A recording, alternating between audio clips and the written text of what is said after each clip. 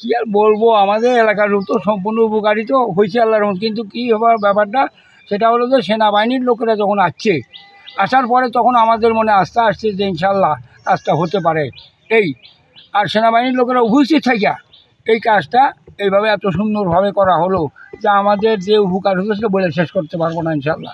বাংলাদেশ সেনাবাহিনীর সহযোগিতা এবং আমাদের উপজেলা নির্বাহী অফিসার সহ আমাদের ইউনিয়ন পরিষদ এবং এলাকার গণ্যমান্য ব্যক্তিবর্গ সবাই মিলে সহযোগিতা ক্রমে এই কাজটা আমরা সম্পন্ন করতে পারতেছি। এর জন্য আমরা সেনাবাহিনীকে ও উপজেলা প্রশাসনকে ধন্যবাদ জানাচ্ছি। বিভিন্ন প্রকারের জিনিসপাতি নষ্ট হয়ে গেছে, গাছগাছালি, মানুষের ক্ষয়ক্ষতি, ঘর দুয়ারে পানি, বিভিন্ন প্রকারের সমস্যা আমাদের হচ্ছে। এখন রাস্তাটা বান্ধ আছে, অনেক উপকার হয়েছে আমাদের।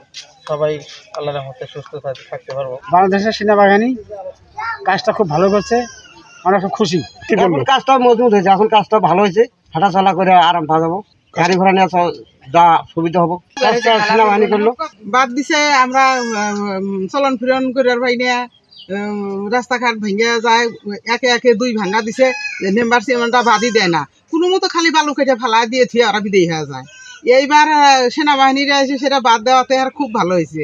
আমাদের পানি দিয়ে মনে করেন যে বাড়ি তলায় আছে, কোনো আনতে বাড়াইতে পারি না, রাস্তা ভাঙ্গা, মনে করেন রাস্তা বেঁধে দিছে, আমরা খুব সুবিধা পাচ্ছি, খুব খুশি। ভেঙে যাওয়ার পরে তাৎক্ষণিকভাবে আমরা পরিদর্শন করেছিলাম, পানির ফ্লোর কারণে কাজ করা যাচ্ছিল না। পরবর্তীতে কিন্তু আমাদের সেনাবাহিনীর এই যে রংপুরের ডিওসি স্যার এসেছিলেন, তার সহ উনি আসার পরে একটি ঘোষণা দিয়েছিলেন যে আমরা সেনাবাহিনীর এবং প্রশাসনের যৌথভাবে এই রাস্তাটি করে দিব। তো তাৎক্ষণিকভাবে কিন্তু সিদ্ধান্ত হওয়ার পরের দিন থেকে আমাদের এই রাস্তাটি বাঁধটা পুনর্নির্মাণ করার জন্য কাজ শুরু করেছে। আপনারা দেখেছেন ইতিমধ্যে কাজটি শেষ হয়ে যাচ্ছে এবং হয়তো আজকেই কাজ শেষ করা যাবে।